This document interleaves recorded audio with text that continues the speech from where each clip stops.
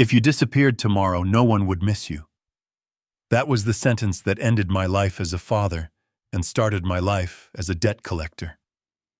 My son said it while chewing on a turkey leg I paid for in a house I bought, sitting next to a wife whose lifestyle I funded. He thought I was just a washed-up old man haunting the hallways of his success. So I granted his wish. I vanished. 3 days later, my phone had 30 missed calls, but by then the locks were changed, the bank accounts were frozen, and I was eating Wagyu beef in a hotel room, watching their world crumble through a security camera feed. Before I tell you how I systematically dismantled their fake lives, hit that like button and subscribe if you have ever been the only adult in a room full of children. I am Bernard Kowalski, 73 years old, and I spent 50 years building skyscrapers in Chicago. I know how to pour concrete so it lasts 100 years, and I know how to spot a crack in the foundation before the whole building comes down. I just never thought the crack in my foundation would be my own son. It was Thanksgiving evening in Lake Forest, Illinois. The wind outside was howling off Lake Michigan, dropping the temperature to 2 degrees, but inside the sprawling Georgian-style mansion, the air was stiflingly hot. I sat at the head of the mahogany table. It was a table I had commissioned from a craftsman in Poland 20 years ago, a piece of history that my daughter-in-law Tiffany had covered with a cheap sequined runner because she said the wood looked too old-fashioned. Tiffany was 35 years old and described herself as a lifestyle influencer, which as far as I could tell meant she took photos of food she did not cook and clothes she did not pay for.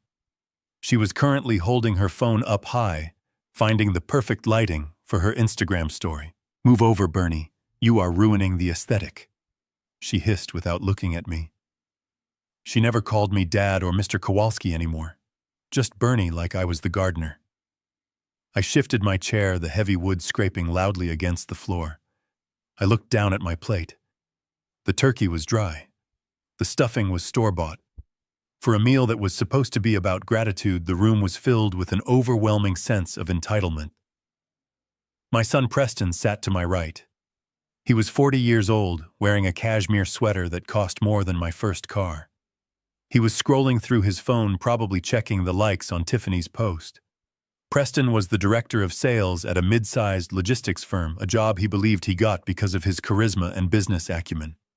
He had no idea that I owned 40% of the company, and that his salary was essentially my dividends repackaged, so he would not feel like a charity case. My phone buzzed in my pocket. I pulled it out, expecting a holiday message from an old friend. Instead, it was a fraud alert from American Express. A charge of $45,000 had just cleared. The merchant name was vaguely listed as Elite Lifestyle Consulting. I knew that name. It was a shell merchant used by a high-end spa and boutique downtown to mask extravagant purchases. I felt a vein throb in my temple. $45,000 in 1 month. That was more than I earned in my first 3 years of construction. I looked at Preston. He was pouring a glass of vintage Cabernet one from my private cellar that I had been saving for my 75th birthday. He did not even ask. He just took it. I cleared my throat. The sound was rough like gravel. "Preston, I see a charge here on the black card. $45,000. Care to explain why your consulting fees look suspiciously like a shopping spree at the Magnificent Mile?" The clinking of silverware stopped. The room went dead silent. Tiffany lowered her phone, her ring light reflecting in her annoyed eyes. "Oh my God, are we doing this now?" she groaned, throwing her napkin onto the table. "It is Thanksgiving, Bernie. Can you just not be a miser for one night?" "It is embarrassing." I ignored her and kept my eyes on my son. "I asked you a question, Preston. You told me you needed that card for emergency house repairs. Since when is a handbag an emergency?" Preston slammed his wine glass down. Red wine sloshed over the rim, staining the white tablecloth like blood. "Dad, stop. Just stop. You are always watching, always counting every single penny. It is exhausting. You have millions sitting in the bank doing nothing, literally rotting away in accounts. We are trying to build a life here. We are building a brand. Tiffany needs to maintain a certain image for her career. You would not understand because you still think like a poor immigrant contractor. I understood plenty. I understood that I was looking at a man who had never calloused his hands a day in his life. I understood that I had created a monster by trying to give him the childhood I never had. I stood up. My knees popped a reminder of the years I spent carrying lumber and laying brick. I am cutting the card, Preston, and I am auditing the last year of expenses. This ends tonight. That was the moment the atmosphere shifted from tense to dangerous.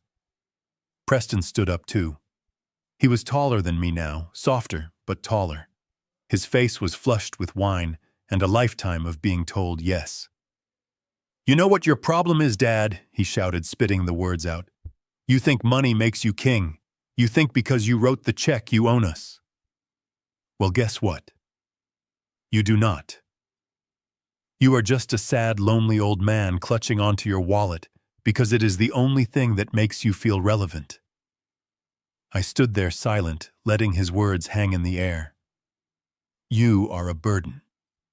Preston continued, his voice rising to a scream. "You come here, you complain about the food, you complain about the money, you complain about how we live. You are a dark cloud over this family. If you disappeared tomorrow, no one would miss you. No one. You are just a ghost haunting this house. You are a walking ATM, and frankly, the service fees are getting too high." I looked at Tiffany. She was giggling. It was a cruel, sharp sound. She looked at her husband with admiration, as if he had just slain a dragon, instead of insulting the man who paid for the roof over their heads.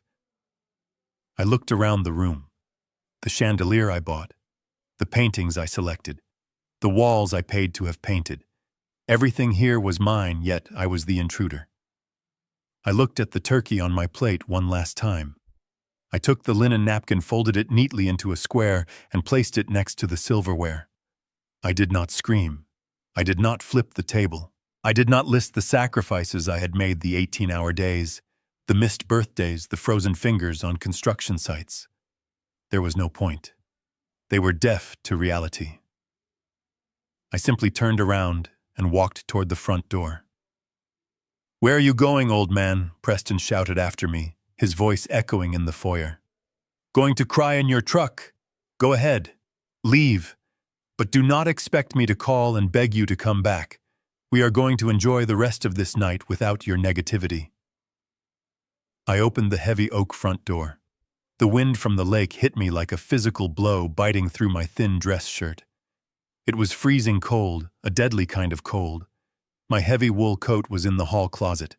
My scarf and gloves were on the entryway table. I did not stop to get them. If I turned back now, if I hesitated for even a second, I might lose the resolve that was hardening in my chest, like concrete. I walked out into the night. The gravel of the driveway crunched under my dress shoes. I walked past Preston's Porsche Cayenne, past Tiffany's Range Rover, both leased under my company name. I walked to the end of the driveway where my 2015 Ford F-150 was parked. It was the only thing I owned that they despised. They said it was an eyesore. They asked me to park it on the street so the neighbors would not see it. I climbed into the driver's seat. The leather was freezing. The engine groaned as I turned the key, struggling against the cold before roaring to life. I sat there for a moment, watching the warm glow of the house windows. I could see their silhouettes moving in the dining room. They were pouring more wine. They were laughing. They were celebrating their victory. They thought this was just another fight. They thought I would drive around the block, cool off, and come back tomorrow with my checkbook open, ready to apologize for ruining their mood. They thought I was trapped by my love for them. They were wrong. I put the truck into gear and drove away. I did not look in the rearview mirror. My hands were shaking, gripping the steering wheel so tight my knuckles were white. It was not from the cold. It was from a rage so pure and so cold it felt like clarity. I drove toward the highway. I reached into my pocket and pulled out my phone. I scrolled through the contacts until I found the number. It was Thanksgiving night, but I knew she would answer. Mrs. Sterling, my attorney. She was a shark in a Chanel suit, a woman I had trusted with my life for 30 years. She answered on the second ring. Bernie, is everything all right? No, Sterling, I said. My voice steady. It is time. Time for what, Bernie? Initiate Protocol Omega. There was a pause on the other end of the line. A heavy silence. We had drafted Protocol Omega 5 years ago after my wife passed away.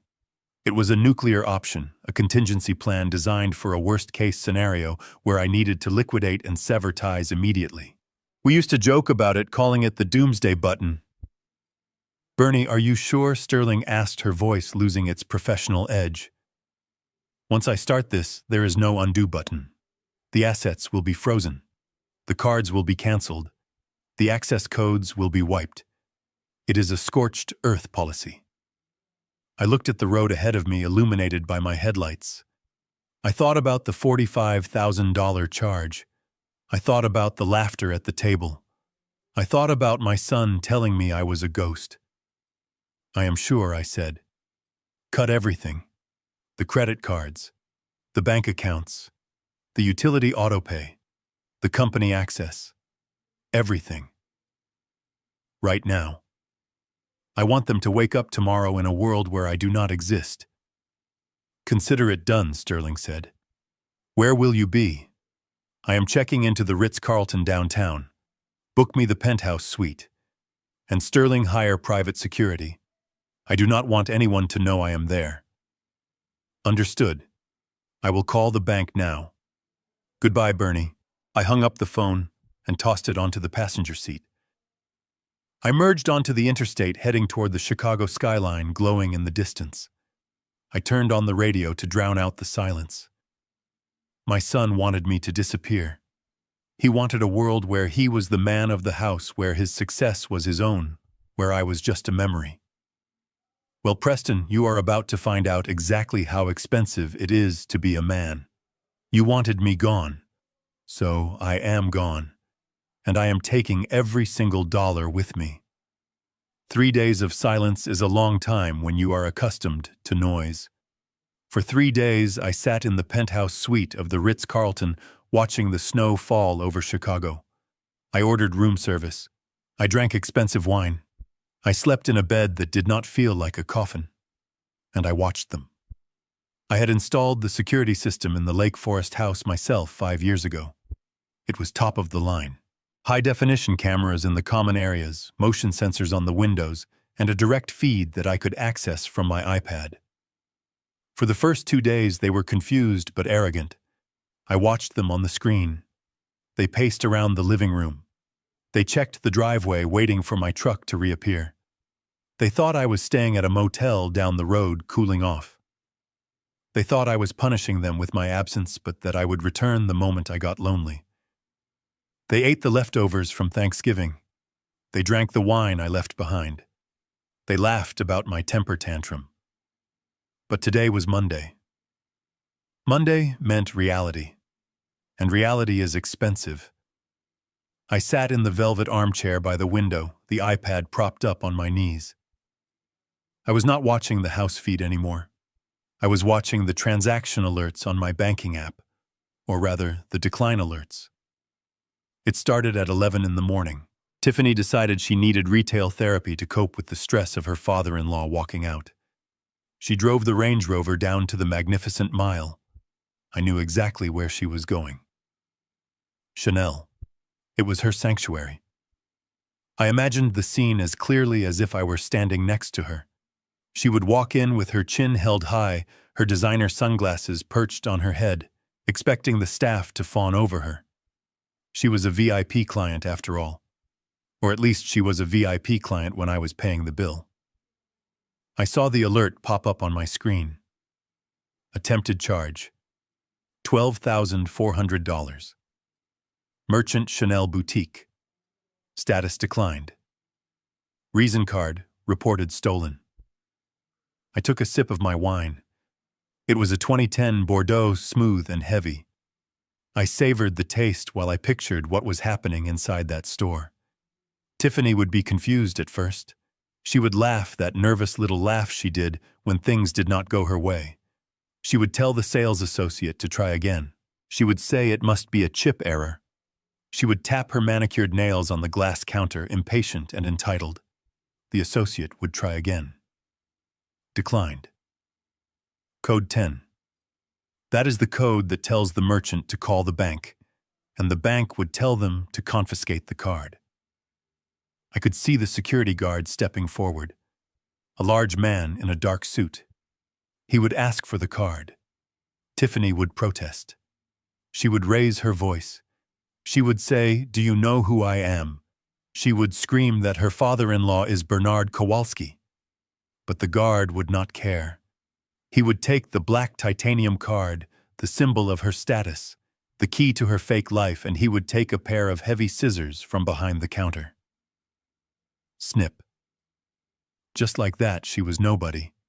She was just another woman with expensive taste and no means to pay for it. She would be standing there, surrounded by the things she coveted, with the eyes of other shoppers burning into her back. The humiliation would be absolute. She would have to walk out of that store empty-handed. No bag, no receipt, just the burning shame of rejection. She called Preston immediately. I saw the call come through on the phone logs. She would be screaming, crying, demanding he fix it. She would tell him to call me. But she did not know that Preston was having a bad morning too. I switched the view on my iPad to the GPS tracker on the Porsche Cayenne. Preston was at a Shell station off the expressway. The tank was empty. He always let it get to empty because he assumed he could just fill it up without thinking. I saw the transaction attempt. $98. Premium fuel. Status declined. Preston was standing at the pump, the cold wind whipping his coat. The nozzle would not dispense. The screen would flash that hateful message.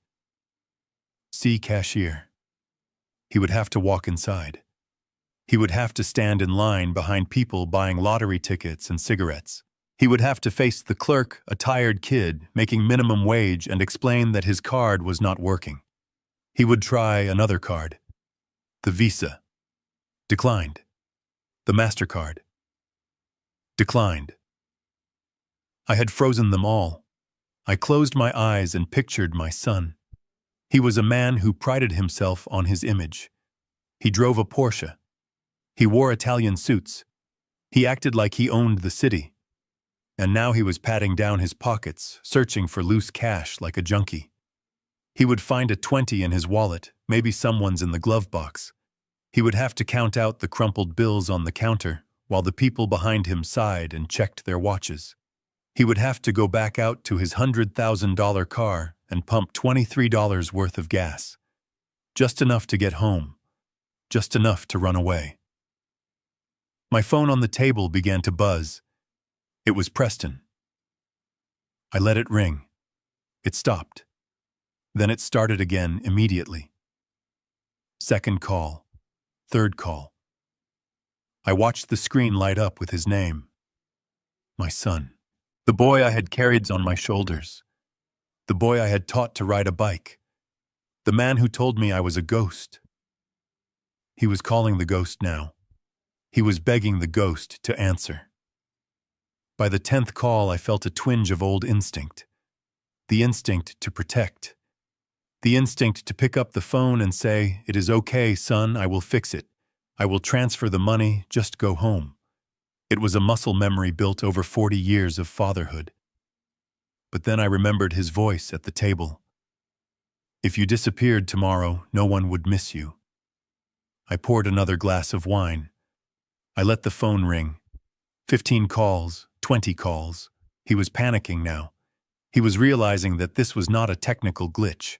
This was a siege. I looked out the window at the skyline. I thought about the job Preston had. The director of sales. He loved that title. He had it printed on heavy business cards with gold embossing. He loved telling people at parties what he did. He loved the respect it garnered. He never stopped to ask why he had that job. He never wondered why a mid-sized logistics company would hire a man with a mediocre degree and no proven track record for such a senior position. He never questioned why his salary was double the industry average. He did not know that I was the majority shareholder. He did not know that I had set up a silent partnership with the CEO 15 years ago specifically to create a landing spot for him. I had built a nursery for him inside a corporation. His salary was not payment for his labor. It was an allowance. It was my dividends funneled through a payroll department so he could feel like a big man. He had never closed a major deal in his life. The clients he managed were my old contacts, people who did business with him as a favor to me. He went to meetings, he bought lunch, he played golf, and he thought that was work. He thought that was success. He was playing house in a mansion I bought, driving a car I leased, working a job I created. He was a paper doll living in a paper world, and I had just struck a match. 30 calls. The phone finally stopped buzzing. The silence in the hotel room was heavy, but it was clean. It was the silence of truth. I picked up the iPad again. I opened the banking portal. I had one more surprise for him today. A little reality check to end his afternoon. The joint checking account he shared with Tiffany was set up with a substantial overdraft protection. I had backed it personally for years. Whenever they spent more than they had, which was every single month, the bank would automatically cover it, drawing from my line of credit. They never even noticed. They just swiped and swiped, assuming the well was bottomless. This morning I had removed the protection, and then I had instructed the bank to call the note. I tapped the screen and sent the notification. Somewhere in that Porsche driving home on $23 of gas, Preston's phone would ping. He would pull it out, expecting a text from me, expecting an apology, expecting a rescue. Instead, he would see an email from the bank. Subject: immediate action required, account overdrawn. He would open it. He would see the red numbers. They had spent $80,000 more than was in the account this month alone. The renovation on the guest bathroom. The deposit for the vacation in Aspen. The new furniture for the patio. The email would be polite but firm. You are overdrawn by $80,412. Please remit payment within 24 hours to avoid further action and potential legal consequences. $80,000. He did not have $80,000. He did not have $80. I took a sip of wine. The sun was setting over the city, casting long shadows across the lake. The game had officially begun. He had wanted me to disappear. I had granted his wish. But he forgot that when the sun disappears, it gets very cold and very dark. I watched the security feed on the iPad. The Porsche pulled into the driveway. Preston got out. He slammed the car door. He looked disheveled. He looked terrified. He walked to the front door and fumbled with his keys. He did not know it yet, but those keys were about to become useless too. I watched him enter the house that he thought was his. I watched him turn on the lights that he thought he paid for. I raised my glass to the screen. Welcome to the real-world sun. I hope you survive it. Monday morning arrived with the brutal gray light of a Chicago winter. From my vantage point in the penthouse suite, I watched the city below wake up. The streets were gridlocked with people rushing to jobs they hated to pay for lives they could barely afford. I drank my coffee black and turned my attention to the iPad propped up on the table. I had switched the feed from my home security system to a private server link I had established years ago with the building management of J&L Logistics. I was not just watching my son. I was watching the demolition of a fantasy. Preston pulled his Porsche into the executive parking lot at 8:45. He was late. He was always late. He believed that punctuality was for subordinates, and that his presence was a gift that started the workday whenever he arrived. I could see the stress in his posture, even from the grainy camera angle. He was wearing his favorite Navy suit, the one that cost $3,000, but he looked disheveled. He was a man running on fumes, quite literally, given that he had pumped $23 of gas the day before. He walked into the lobby with that familiar swagger, the one he used to mask his insecurities. He approached the turnstiles and pulled out his security badge. He tapped it against the reader with a casual flick of the wrist, expecting the satisfying beep and the green light that had welcomed him for 15 years. Buzz. Red light. Access denied. He frowned. He tapped it again, harder this time. Buzz. Access denied. I saw him look around, annoyed. He probably thought it was a system error, a glitch in the matrix of his perfect life. He walked over to the security desk. The guard on duty was a man named Sam. I had hired Sam myself 10 years ago when he was down on his luck. Sam was loyal to the building, and he knew exactly who signed the real checks. I watched Preston gesture at the turnstile. I could not hear the audio, but I could read his body language. He was demanding to be let in. He was pointing at his chest. He was using the "Do you know who I am" card. Sam did not flinch. He did not press the override button. Instead, he reached under the desk and pulled out a medium-sized cardboard box. It was the box, the universal symbol of corporate death. Preston stared at it. He took a step back as if the box were a bomb. He was shouting now. His face was turning that blotchy red color he inherited from his mother's side of the family. He was making a scene in the lobby of a company where he thought he was a prince. Then the elevator doors opened and Judith walked out. Judith was the HR director. She was a woman of steel who had survived 3 mergers and a hostile takeover. She was also one of the few people who knew the truth about Preston's employment. I zoomed in on the camera feed. Judith walked straight up to him. She did not offer a hand. She did not smile. She held a manila envelope in one hand and pointed to the box with the other. Preston was waving his arms. I could imagine the words spewing from his mouth. I am the director of sales. I am a top performer. My numbers are incredible. You cannot do this. My father will sue this entire building into the ground. Judith waited for him to run out of breath. She was patient. Then she handed him the envelope. He ripped it open. He scanned the paper. His hands started to shake. The document he was reading was a simple disclosure of equity structure. For 15 years, Preston believed he was hired because he was a genius. He believed his $250,000 salary was a reflection of his market value. He believed the company car, the expense account, and the corner office were rewards for his talent. He was wrong. I owned 40% of the preferred shares of J&L Logistics. I had bought them quietly through a shell company a decade and a half ago, specifically to ensure my son had a place to land after he failed out of 2 other startups. His salary was not an operating expense for the company. It was a dividend payout. Every 2 weeks, the company took the money I was owed as a shareholder and routed it into his paycheck. I had been paying him to play businessman. Preston looked up from the paper. He looked at Judith. He looked at the box. Judith said something then. I knew exactly what the script was because I had written it for her the night before. She told him that the shares had been sold. That morning at 9 a.m., the transfer was finalized. I had liquidated my position. And the new majority owners, a private equity firm from New York, were ruthless cost cutters. They had audited the staff and found a director of sales who spent 4 days a week at the golf course and whose client list consisted entirely of his father's old friends. They did not need a mascot. They needed a manager. Preston dropped the paper.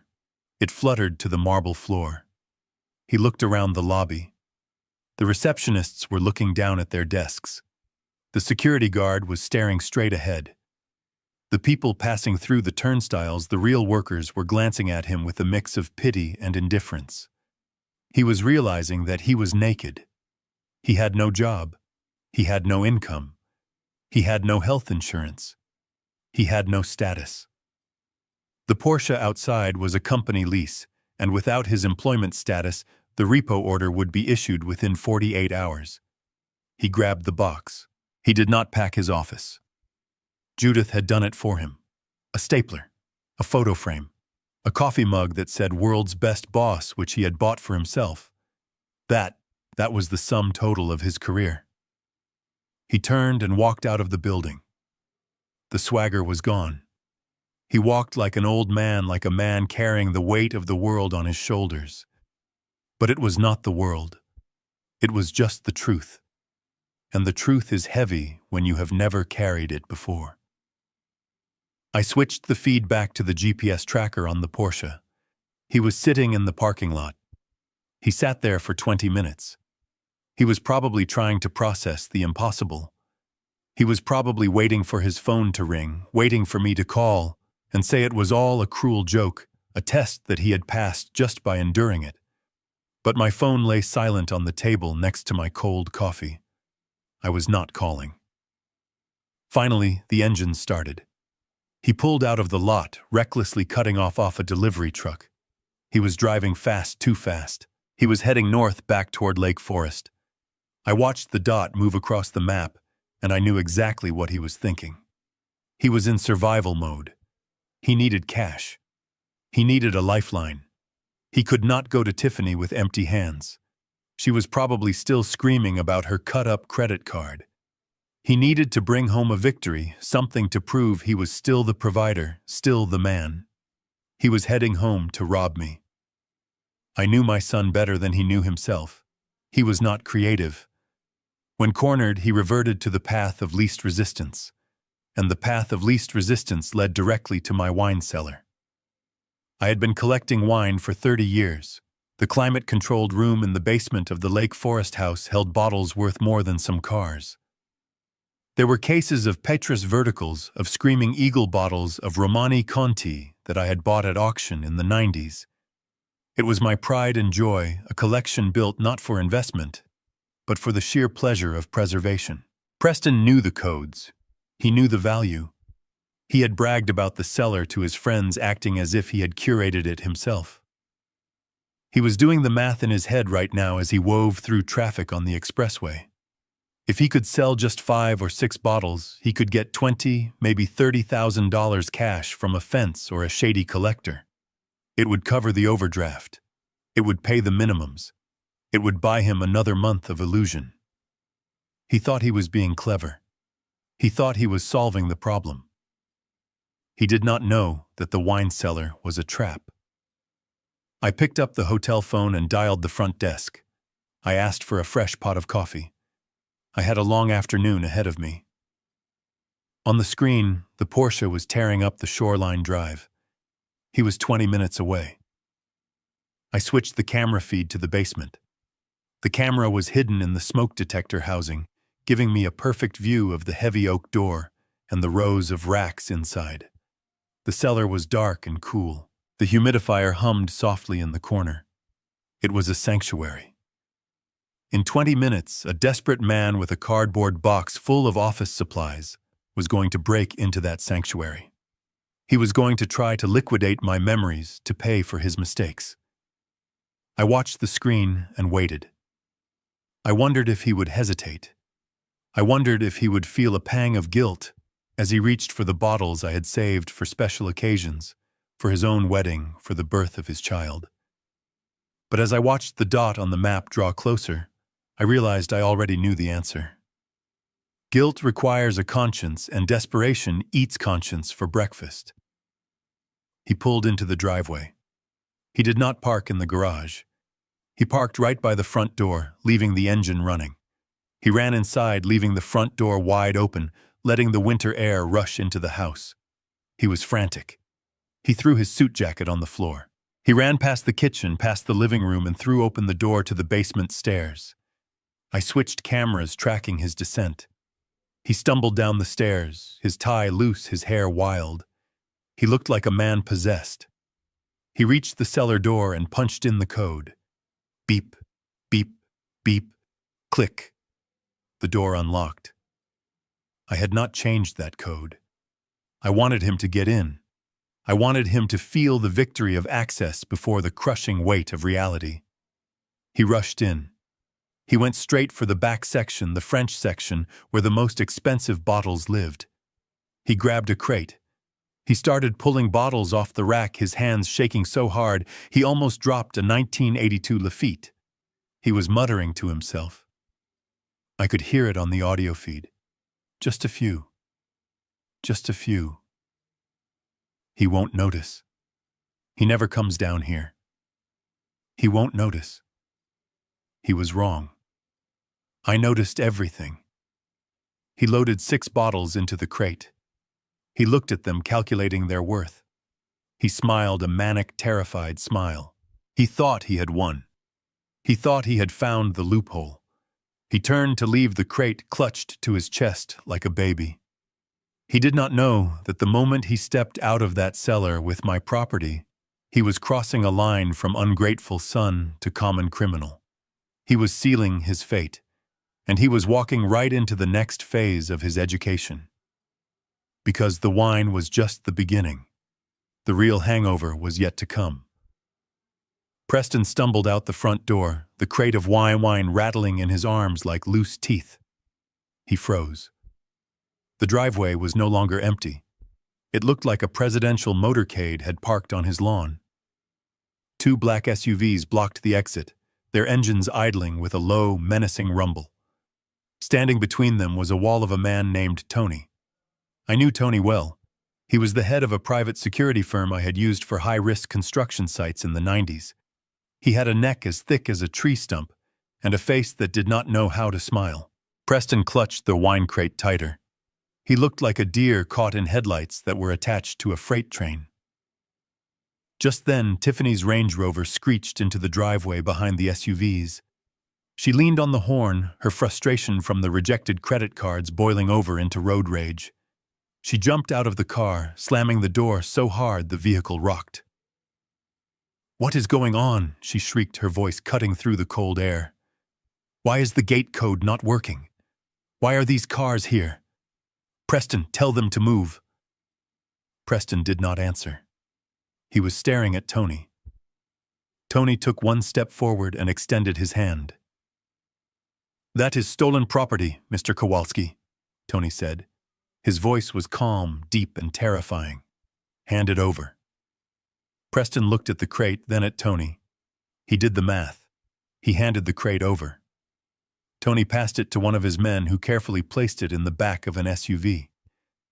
That was $20,000 of wine gone in 10 seconds. Tiffany marched up the steps, her heels clicking aggressively on the stone. She tried to push past Preston to get into the house.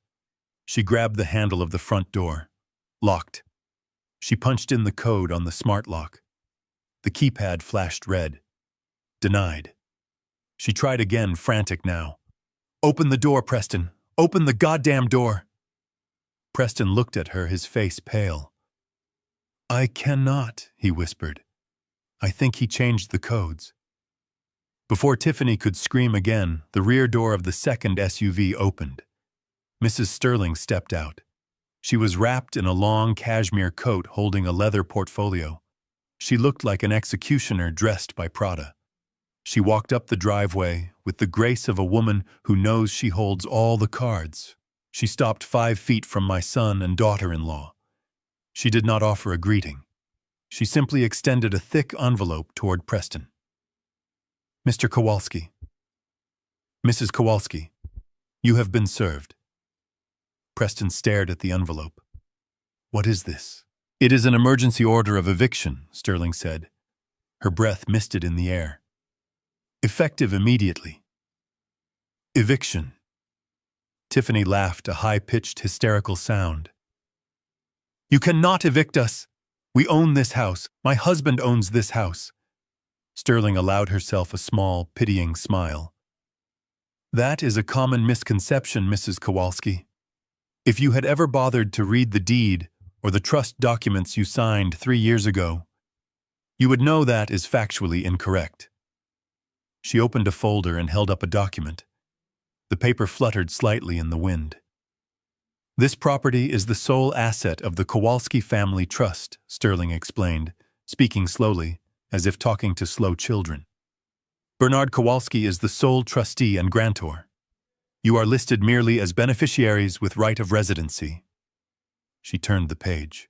However, Clause 7b of the trust agreement clearly states that the right of residency is contingent upon the beneficiaries maintaining a relationship of respect and gratitude toward the grantor. It is what we call a morality clause.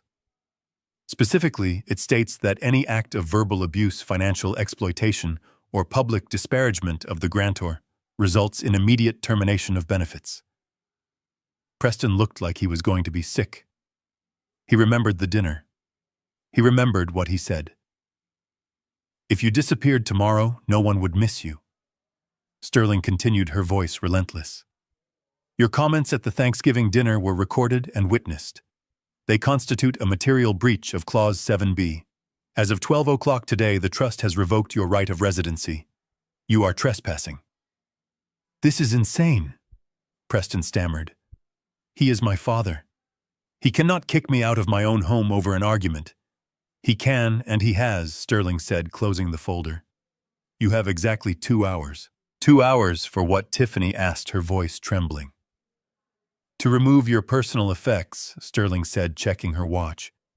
Tony and his team will supervise. You may take clothing, toiletries, and personal documents. Nothing else. Tiffany's eyes widened. She looked at the house, then back at Sterling. What about my things? My furniture? My art? My bags? Sterling looked at her with eyes like flint. Let us be clear, Mrs. Kowalski. The trust paid for the furniture. The trust paid for the art. The trust paid for the renovations. Therefore, they are assets of the trust. As for your bags, I have a forensic accounting of the credit card statements. Every handbag purchased with the supplemental card provided by Mr. Kowalski remains the property of the account holder. That is Mr. Kowalski. You may take what you paid for with your own personal income. Tiffany stood there, mouth open. She had no personal income. She had not worked a day in the 5 years she had been married to my son. She realized with horror that almost everything she touched, everything she wore, and everything she bragged about belonged to the man she had insulted. You cannot do this, she screamed, lunging toward the door. I am not leaving without my Birkins. Tony stepped in front of the door. He did not touch her. He just occupied the space. He was an immovable object. You have 1 hour and 55 minutes, ma'am, Tony said. I suggest you start packing. We have boxes for you. He gestured to the driveway where his men were unloading a stack of cheap, clear plastic bins. The kind you use to store Christmas decorations in a damp garage. I watched on the iPad as the reality crashed down on them. They were not fighting for their dignity anymore. They were fighting for their underwear. They went inside. Tony followed them. I switched the camera feed to the interior. It was a chaotic ballet of desperation. Preston ran to the master bedroom. He grabbed a suitcase and started throwing suits into it. Tony stood in the doorway, holding a clipboard. Leave the watches, Tony said as Preston reached for his watch box. What Preston spun around. Those were gifts. Purchased with company funds, Tony read from the list. Company property. Leave them. Preston slammed the box down. He grabbed his shoes. Not the Ferragamos, Tony said. Receipt dated June 12th, paid by Bernard Kowalski. Leave them. I watched my son realize that he did not even own the shoes on his feet.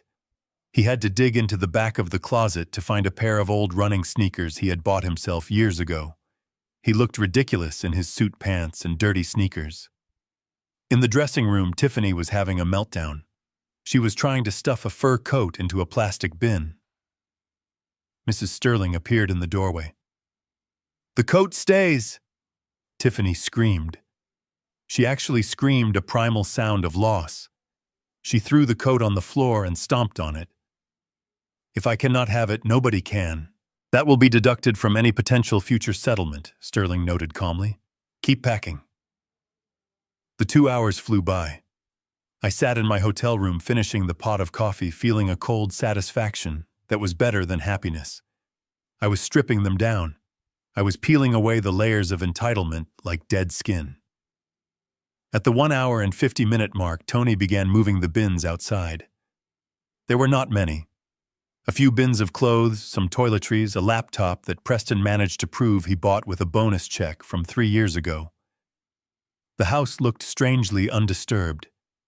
They had lived there for 3 years, but without their clutter, without their noise, the house seemed to breathe a sigh of relief. It was returning to me. Outside, the winter sun was beginning to set. The streetlights flickered on. I saw movement on the sidewalk. The neighbors. Lake Forest is a small community. Gossip travels faster than light. The sight of black SUVs and security guards had drawn attention. Mrs. Gable from next door was walking her poodle, walking very slowly, her eyes glued to the driveway. Mr. Henderson across the street was pretending to check his mailbox. They were watching. Preston emerged first, dragging 2 plastic bins. He looked broken. His hair was messy, his tie was gone, and he was shivering in his dress shirt because his expensive overcoat had been deemed trust property. Tiffany followed. She was carrying a plastic bin filled with cosmetics and cheap sweatpants. She was wearing a puffer jacket she had found in the mudroom, one of the few things she had actually bought on sale. She was crying, mascara running down her face. They stood on the driveway of the mansion they used to rule, surrounded by clear plastic bins that displayed their meager possessions to the world. Sterling stood by the gate holding a clipboard. "Sign here," she said, pointing to a document. "What is it?" Preston asked, his voice hoarse. "Acknowledgement of vacating the premises and receipt per. It also confirms that you have surrendered all keys and access codes." Preston signed. He did not even read it. He just wanted it to be over. "Where are we supposed to go?" Tiffany sobbed. "Our cards do not work. We have no gas. We have nowhere to go." Sterling looked at them. For a second, I thought she might offer them a hotel voucher. I had given her discretion to do so if she felt it was necessary. But Sterling was a professional. She knew that rock bottom has to be solid before you can build on it. "There is a Motel 6 off the interstate," she said. "They accept cash. I believe Mr. Kowalski has about $40 in his wallet. That should cover a night." She turned and walked to her car. Tony and his team fell back, forming a line across the driveway. Preston and Tiffany looked at the Range Rover. They knew they could not take it. It was leased by the company. They looked at the Porsche, also company property. They had to call a Uber, but their apps were linked to the frozen cards. I watched as Preston pulled out his phone and made a call. He was calling a taxi, an old-fashioned yellow cab. They waited on the curb for 20 minutes in the freezing cold, sitting on their plastic bins. The neighbors watched. The security guards watched. I watched. When the taxi finally arrived, the driver popped the trunk. Preston had to load the bins himself. He struggled with the weight slipping on the icy pavement. Tiffany got in the back seat without helping him. She slammed the door. Preston finished loading the trunk. He stood there for a moment, looking up at the house. He looked at the window of the master bedroom, where he had slept comfortably for years. He looked at the warm light spilling out onto the snow. He looked like a child who had been kicked out of Eden. He got into the taxi. It drove away, its taillights disappearing into the gloom. I put down the iPad. My hands were steady. My heart was calm. I picked up the room service menu. I decided to order the lobster bisque. They were gone. The house was mine. The money was mine. But the lesson was far from over, because stripping them of their luxury was just the demolition phase. Now that they were out on the street, exposed and vulnerable, they were about to find out that the world is a very dangerous place for people who have forgotten how to survive. And Preston had a secret he had kept hidden in the basement. A secret that was about to wake up and come looking for him. I picked up my phone and dialed Tony. "Secure the house," I said. "And Tony, go check the basement again. I want to know exactly what is in that safe you found behind the wine rack. I have a feeling my son left something behind that is worth more than money." The Motel 6 off Interstate 94 was a place where dreams went to die. The neon sign outside room 104 flickered with a persistent buzzing sound that drove into the skull like a rusty nail. Inside the room, the air smelled of stale cigarette smoke and industrial cleaner, a scent that clung to the cheap polyester bedspread. Preston sat on the edge of the mattress, staring at the carpet. It was stained with something dark and sticky. He was holding a can of lukewarm beer he had bought from the vending machine down the hall. Tiffany was pacing the small space between the bed and the television. She was wearing the same sweatpants she had left the mansion in. Her hair was pulled back in a messy bun, and her face was stripped of makeup, revealing the raw panic underneath. "We have $40 left, Preston," she said, her voice tight. $40. That is not even enough for breakfast. We need a plan. We need money. We need to get back into the house." Preston crushed the beer can in his hand. "He cannot just do this. There are laws. There are rights. There are... He pulled out his phone. He had been searching for lawyers for the last 3 hours. The high-powered firms in the city, the ones he used to play golf with, would not take his call. They knew who Bernard Kowalski was, and they knew better than to cross him. So Preston had to lower his standards, significantly. He dialed a number from a billboard he had seen on the highway. The law offices of Saul Goodman-style strip mall attorneys. A man answered on the second ring, his voice raspy and eager. "This is Preston Kowalski," Preston said, trying to sound like the executive he used to be. "I have a situation involving a substantial estate and an elderly parent who is acting erratically." The lawyer listened. He did not ask about justice. He asked about the net worth. When Preston mentioned the millions, the lawyer's tone shifted from bored to predatory. "Listen, kid," the lawyer said. "If your old man is throwing money away, kicking family out, locking doors, that is not normal behavior. That is a medical condition. It is called dementia. Or at least we can say it is." Preston hesitated. His father was sharp as a tack. He knew that. But he looked at Tiffany shivering in the corner. He looked at the stained carpet. "He is confused," Preston lied. "He is forgetting things. He is paranoid. He thinks everyone is out to get him. He is being manipulated by his attorney, a woman named Sterling. That is the ticket," the lawyer said. "We file for an emergency ex parte conservatorship. We claim he is a danger to himself and his assets. We get a judge to freeze everything and appoint you as temporary guardian. We can have the police do a wellness check tonight to establish a paper trail." Preston hung up.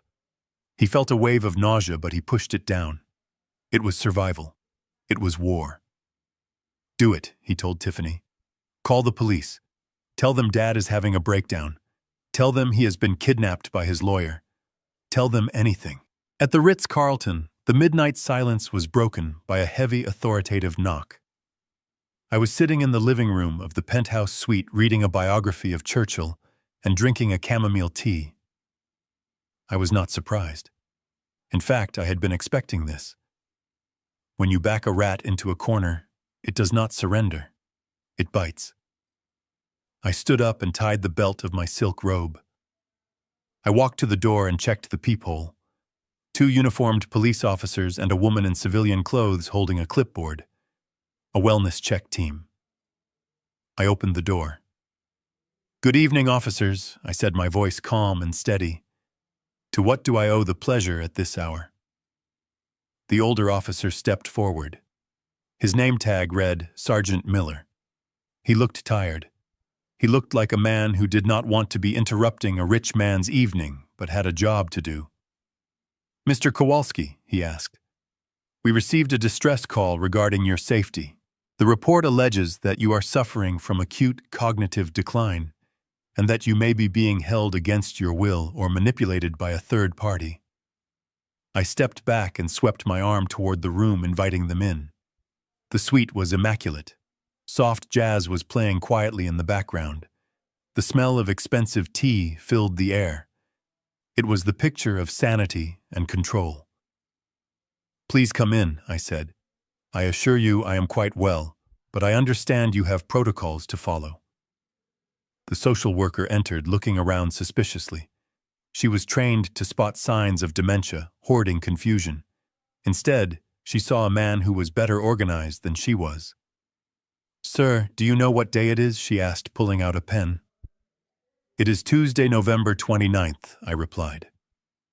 "The president is sitting in the White House. The Dow Jones closed up 40 points today, and my son Preston is currently staying at a Motel 6 because I cut off his allowance."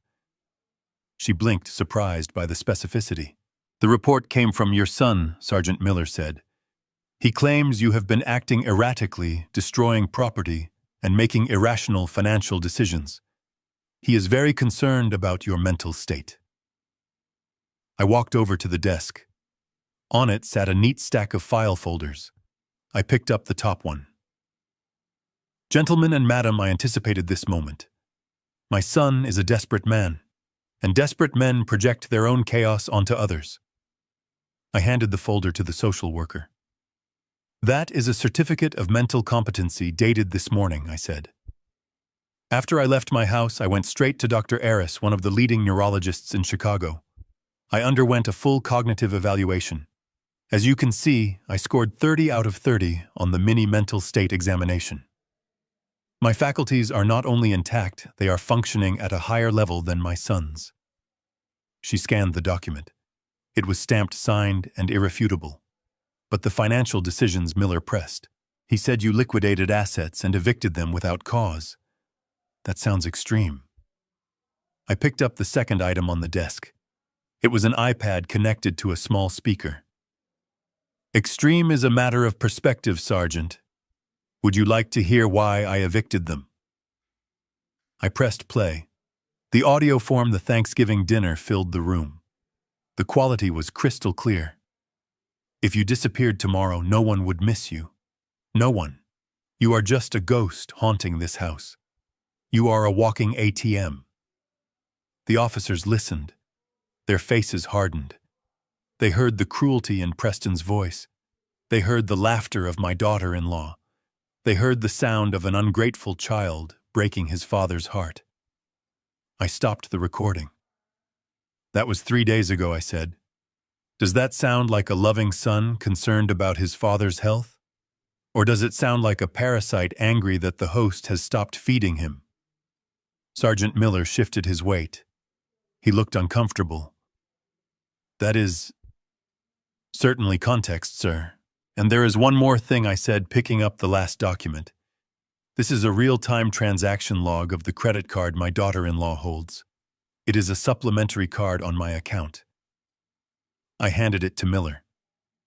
"Look at the timestamps. The report you received about my mental breakdown was filed at 11:45 p.m. tonight." "Correct." Miller nodded, checking his dispatch log. "That is correct. Now look at the transaction attempt at 11:30 p.m., just 15 minutes before they called you screaming about my safety." Miller looked at the paper. "Attempted charge. $5,000. Sephora online store." "She was trying to buy cosmetics," I said, my voice cold. "While they were supposedly terrified that I was demented and in danger. Tiffany was trying to order luxury face cream. When the charge was declined, they called the police. This is not a wellness check, Sergeant. This is a tantrum." The social worker closed her folder. She looked at me with a mixture of respect and apology. "Mr. Kowalski, I apologize for the intrusion," she said. "It appears we have been given false information. You are clearly not in need of protective services."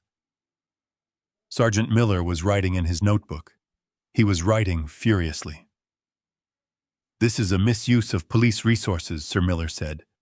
"Filing a false report to manipulate a civil dispute is a crime. We will be having a very serious conversation with your son. I walked them to the door. Please do, I said, and tell him that if he tries to play the medical card again, I will sue him for defamation. Good night, officers. I closed the door and locked it. I leaned against the heavy wood and let out a long breath. It was a gamble, but it had paid off. I knew Preston. I knew he would try to find a shortcut. He could not fight me with money, so he tried to fight me with the law. But he forgot that I built my career navigating contracts and permits. I knew how to document everything. I went back to the window. I looked out at the city lights, somewhere out there, in the darkness of a cheap motel room. Preston and Tiffany were waiting by the phone expecting a call from the police saying they had secured me and the money. Instead, they were going to get a knock on their door, and it would not be the cavalry coming to save them. It would be the police coming to warn them. Preston had just burned his last bridge. He had tried to declare me insane. He had tried to strip me of my agency. He had tried to put me in a cage so he could spend my money. That was the point of no return. Up until tonight, I was teaching him a lesson. Now I was going to war. I picked up my phone and sent a text message to Sterling. They tried the dementia play. Police just left. File the motion to block any future guardianship attempts. And Sterling, proceed to Phase 2.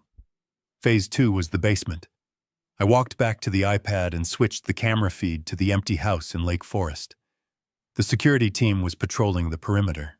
Inside the house was dark and silent, but in the basement behind a wine rack that had been emptied of its treasures, there was a wall safe. Tony had found it during the sweep. I had not opened it yet. I wanted to wait. But now, after tonight, I needed to know what else my son was hiding. Because a man who would try to have his father committed is a man who is hiding something terrible. I needed to see what was in that safe. And I had a feeling that whatever was inside would make the credit card debt look like pocket change. My son was not just a spender. He was desperate. And desperate men make deals with devils. Tomorrow I would go back to the house. I would drill that safe. And I would find the skeleton in Preston's closet. The morning sun did not make the Lake Forest mansion look any more inviting. It just exposed the dust motes dancing in the empty hallways where my son and his wife used to parade their unearned wealth. I walked through the front door flanking Tony, my head of security. The silence was heavy. It was the silence of a tomb. The previous night had been a victory regarding the police and the false dementia claims, but I felt no joy. I felt only a grim determination to finish the excavation. I needed to know the depth of the rot. Tony led me straight to the kitchen, then down the narrow stairs to the basement. The wine cellar was still in disarray from Preston's failed heist, the empty slots in the racks looking like missing teeth. But Tony walked past the wine. He went to the back wall where a heavy oak shelving unit used to hold cases of Bordeaux. The unit had been pulled away from the wall, scraping deep gouges into the concrete floor. Behind it was a wall safe. It was not a safe I had installed. I knew every inch of this house. I had reviewed the blueprints myself. I had supervised the contractors. This safe was a retrofitted job installed hastily and without permits. The plaster around the edges was rough and unpainted. It was a secret pocket in a house that was supposed to be transparent. The door of the safe was open. The lock had not been picked, it had been drilled out. Tony had done his work efficiently before I arrived. "It is empty, Mr. Kowalski." Tony said, his voice low. "Well, almost empty. No cash, no jewelry, just paper." He handed me a stack of documents.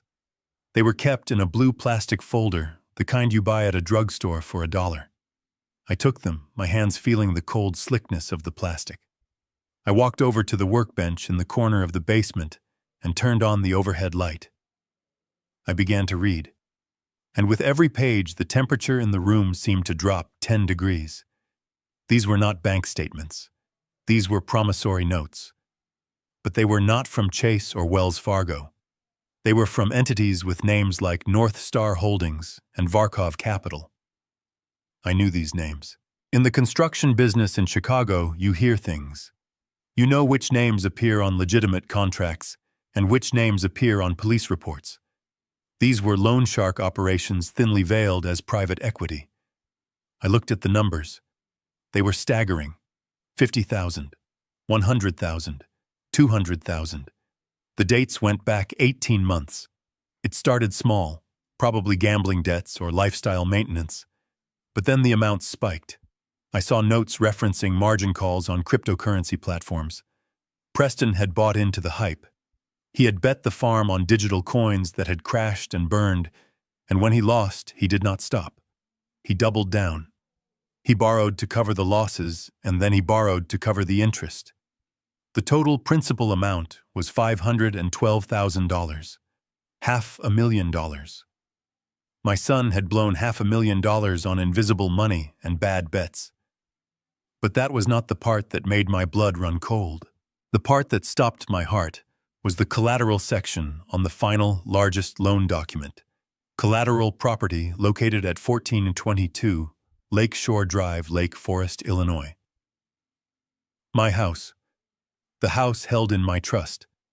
I flipped to the signature page. There it was. Bernard Kowalski. It was my name. But it was not my hand. The slant was wrong. The loop on the K was too tight. It was a forgery. A good one, but a forgery nonetheless. Preston had signed my name. He had posed as me or claimed he had power of attorney. He had convinced these criminals that he had the authority to leverage the property. He had handed them the deed to a house he did not own to secure cash that he immediately lost. I looked at the date on the final loan. It was dated 3 weeks ago. That was why he was so desperate at Thanksgiving. That was why he exploded when I cut him off. He was not just worried about paying for dinner. He was worried about making the VIG, the weekly interest payment, that kept his kneecaps intact. He was drowning. And in his panic, he had decided to use me as his life raft without my permission. This changes everything, Tony said, reading my expression. This is a felony. Several felonies. Fraud. Forgery. Grand larceny. I nodded slowly. It was worse than that. He had involved organized crime. These people do not sue you when you default. They do not send collection letters. They send messages. And since Preston was currently hiding in a motel room with his phone likely turned off or changed, those messages were going to be delivered to the address on the contract. My address. Or rather, me. I gathered the papers and put them back in the folder. I felt a strange sense of detachment.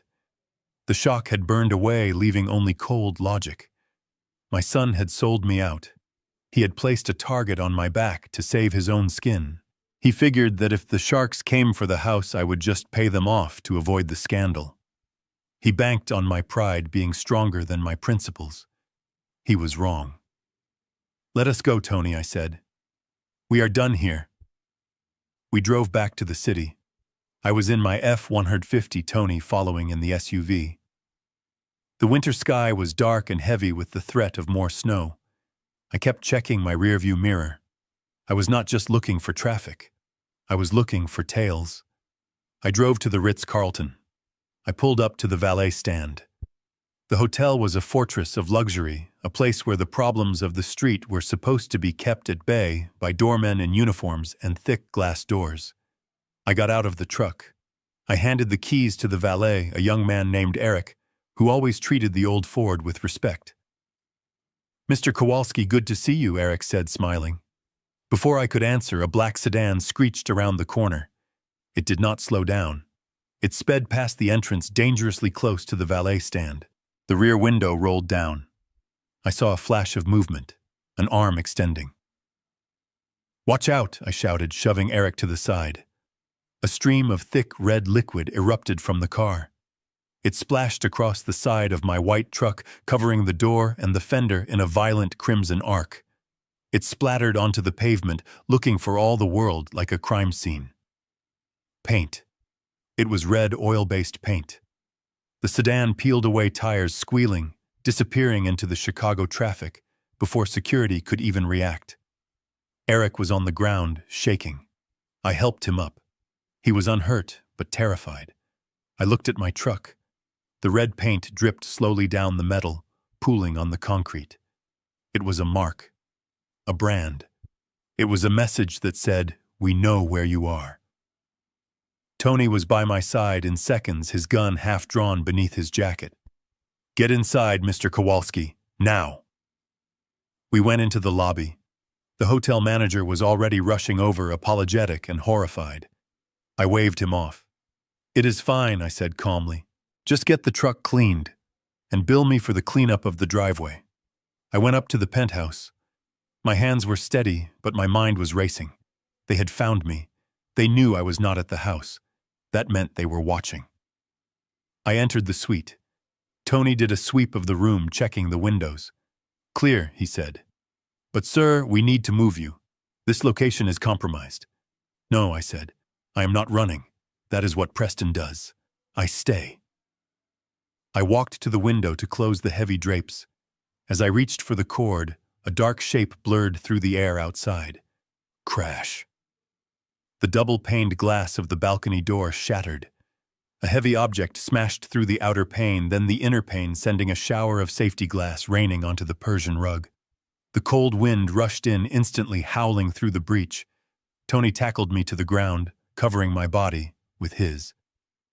We lay there for a moment, amidst the shards, waiting for a second shot or an explosion. Nothing happened, just the wind. "Clear," Tony yelled into his radio. "Breach in the penthouse." He helped me up. I brushed the glass from my robe. I walked over to the object that had broken the window. It was a brick, a standard red construction brick wrapped in duct tape. There was a piece of paper taped to it. I picked it up. The note was short, written in black marker. Block letters. Pay or bleed. The son signed, but the father pays. 24 hours. I stared at the note.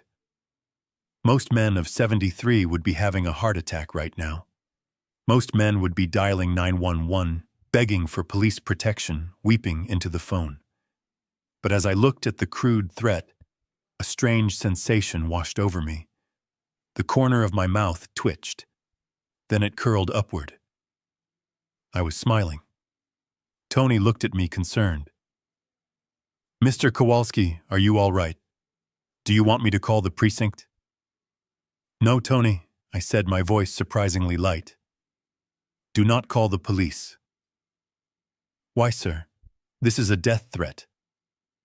"Because this," I held up, "the brick is not a threat, Tony. This is leverage." I walked over to the desk, avoiding the glass. I placed the brick next to the folder of loan documents we had found in the basement. Preston thinks he is hiding. He thinks he can wait this out in a motel while I deal with the mess he created. He thinks these animals will scare me into paying his debt just to make them go away. He thinks I will write a check for $500,000 to save the family name. But Preston forgot who raised him. He forgot that before I wore suits, I wore work boots. He forgot that I dealt with unions and mobsters in the 70s when Chicago was a very different city. He had handed me a loaded gun, thinking I would shoot myself. But he put the handle in my hand. These criminals, they do not care about Preston. They want their money. And right now, they think I am the obstacle. But what if I became the solution? What if instead of being the victim, I became the boss? I looked at the loan documents again. The forgery was the key. It proved Preston had defrauded them too. It proved the collateral was worthless. If they killed me, they got nothing. The trust would lock down and the house would be tied up in probate for years. They would never see a dime. But if I made a deal, I turned to Tony. "Get the car ready," I said. "Not the truck, the armored sedan." "Where are we going, sir?" Tony asked. "We are going to make a phone call," I said. "I want you to find the number for this Varkov Capital. We are going to set up a meeting. With the loan sharks. Yes. But why?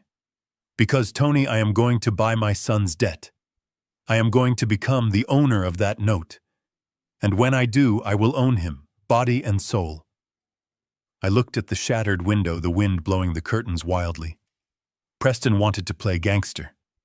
He wanted to play with the big boys.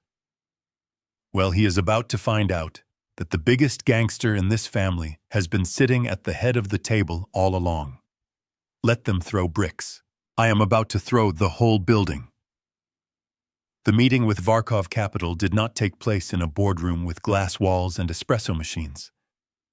It happened in the back office of a dry cleaning distribution center in the industrial district south of the city. The air smelled of chemicals and hot steam. Tony drove the armored sedan right into the loading bay where the steel door rattled shut behind us, sealing us in. I stepped out of the car, buttoning my coat against the damp chill. I was not armed. I did not need to be. Tony was behind me, and he was carrying enough firepower to start a small war, but my weapon was inside my jacket pocket. It was a digital token for a secure wire transfer. We were escorted by two men who looked like they were carved out of granite into a small office with flickering fluorescent lights. Behind a metal desk sat a man who did not look like a monster. He looked like an accountant who had stopped sleeping. This was Varkov. He was thin, pale, and wore a suit that was expensive but ill-fitting. "Mr. Kowalski," he said without standing up. "You have bold friends. Usually when we throw a brick, people call the cops. You called for an appointment." I sat in the metal folding chair opposite him. I did not lean back. I kept my posture rigid. "I am a businessman, Mr. Varkov," I said, "and I know a bad investment when I see one. You lent $500,000 to my son based on collateral he did not own. That makes you a victim of fraud just like me." Varkov smiled, a thin, humorless expression. "We do not see ourselves as victims. We have ways of recovering our assets. The house is there. We will take it." "No, you will not," I replied, my voice level. "The house is in a trust. The signature on your loan documents is a forgery.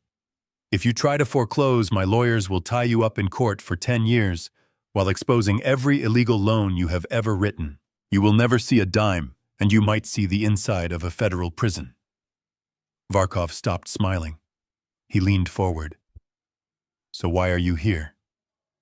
To threaten me?" "No. I am here to offer you an exit strategy." I placed my phone on the desk. "Your loan to Preston is toxic debt. It is uncollectible. If you kill him, you get nothing. If you kill me, you get nothing. But right now in this room, you have an opportunity to recover 70% of your principal. Immediate liquid cash. No police. No courts. No questions." Varkov looked at the phone, then at me. 70%. "That is a haircut. It is better than zero," I said, "and it is better than a federal investigation. I will wire you $350,000 right now. In exchange, you transfer the note to me. You give me the original contract, the wet signature, everything. You wash your hands of Preston Kowalski. He becomes my problem." The silence in the room was heavy, interrupted only by the hissing of the steam presses outside. Varkov was doing the math.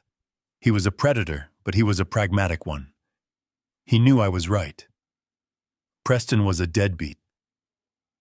"Done," Varkov said. The transaction took 3 minutes. I authorized the transfer. Varkov checked his laptop. When he nodded, one of his guards opened a file cabinet and pulled out a thick envelope. He slid it across the desk. "He is all yours," Varkov said. "He is a bad gambler, Mr. Kowalski. He chases losses." I took the envelope. I did not check the contents there. I knew Varkov would not cheat me on the paperwork. His reputation depended on closing the deal. We walked out of the warehouse into the winter gray. I sat in the back of the car, clutching the envelope. I opened it. Inside was the promissory note, the evidence of my son's crimes. the forged signature staring up at me, a jagged imitation of my own name. I was no longer just his father. I was the holder of his debt. I owned the paper that could send him to prison for 20 years. I had just bought his life for $350,000. "Drive Tony," I said. "Where to, sir?" "To the courthouse. We need to file a lien against any future earnings he might have. And Tony find out which motel room they are in. I want to pay them a visit." But before we could even reach the highway, my phone rang. The screen displayed a number I did not recognize. I answered it. "Hello, Dad." It was Preston. His voice was different. It wasn't the arrogant tone from Thanksgiving. It wasn't the panicked tone from the eviction. It was manic.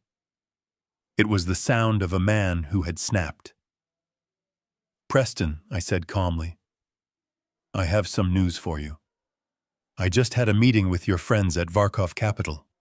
I know," he interrupted me, his voice high and fast. "I know you bought the debt. They texted me. They said I owe you now. Congratulations, Dad. You think you won. You think you have me in a corner. I do not think, Preston. I know. You committed forgery. I hold the note. Surrender yourself and we can discuss terms." "Terms?" Preston laughed. A jagged, broken sound. "No more terms. You took my house, you took my job, you took my car, you embarrassed me in front of the whole city. You want to play hardball. Fine. Let us play." "Preston, stop this. Where are you?" "I am not at the motel anymore, Dad. And I am not alone." A chill went down my spine that had nothing to do with the winter air. "What do you mean?" "Ask your grandson." The blood drained from my face. My hand gripped the phone so hard the plastic creaked. Leo. My 10-year-old grandson. The only innocent thing in this entire rotten equation. "Put him on the phone, Preston. Now." There was a rustling sound. Then a small, terrified voice. "Grandpa. Leo." The sound of his voice hit me harder than the brick through the window. "Leo, are you okay? Where are you?" "I do not know, Grandpa. Daddy picked me up from school early. He said we were going on an adventure, but he is driving really fast, and he is yelling at the phone. I want to go home. Listen to me, Leo. Everything is going to be fun. Grandpa is going to fix it. Just be brave, okay?" "Daddy says you are the bad guy," Leo sobbed. "He says you stole our house. He says you want to hurt us. Why are you doing this, Grandpa?" The pain was physical, a sharp, twisting knife in my gut. My son was using my grandson as a human shield. He was poisoning the boy's mind, turning his love into a weapon. "Leo, I love you. Do not believe that. I love you more than anything." "Give me the phone," Preston snatched it back. "You hear that, Dad? He is scared of you. And he should be. Because you are the reason we are running." "What do you want, Preston?" I asked, my voice deadly quiet. "I want my life back.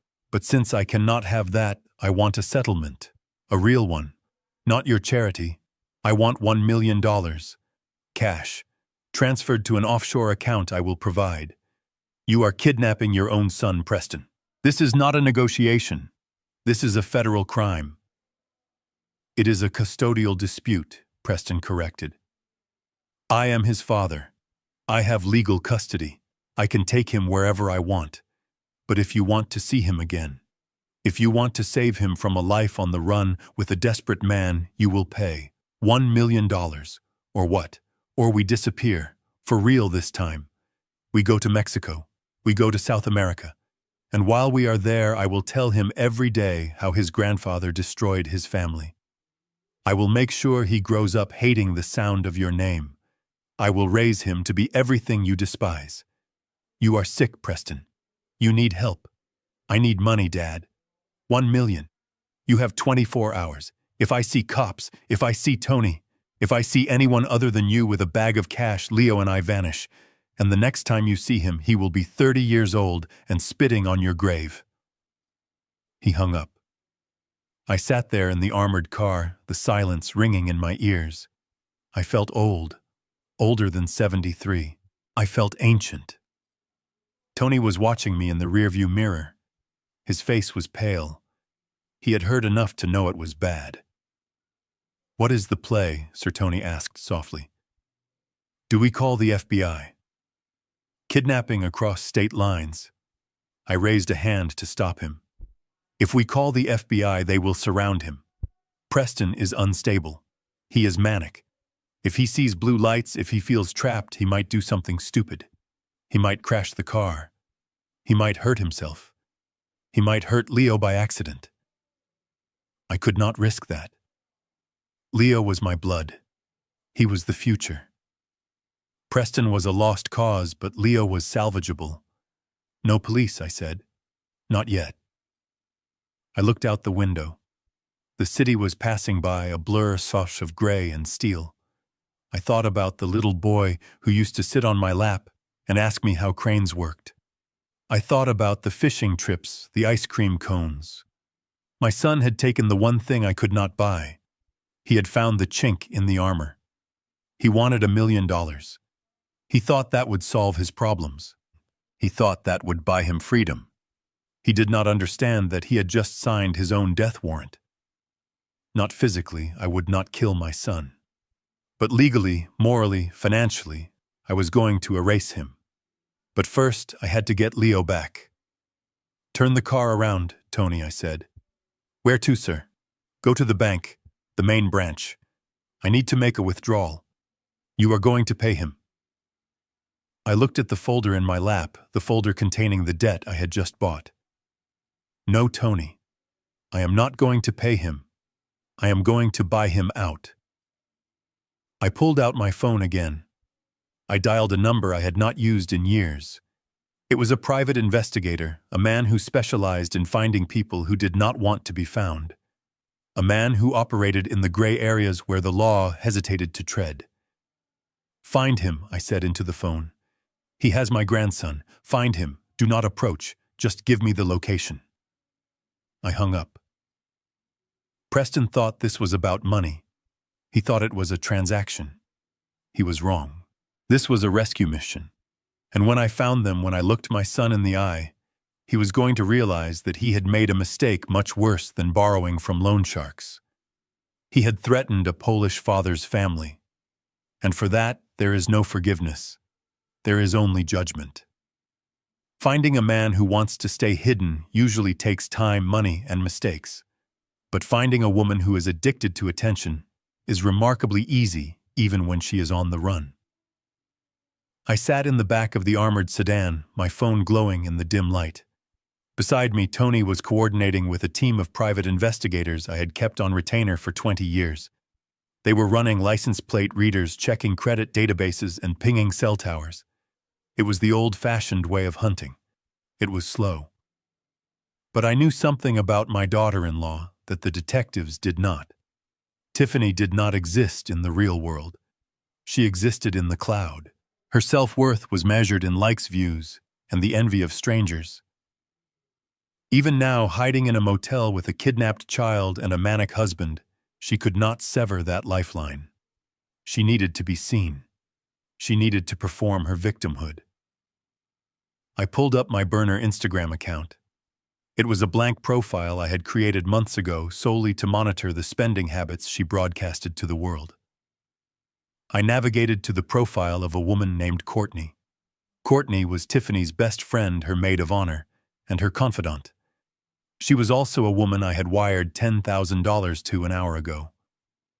Courtney had no loyalty to Tiffany.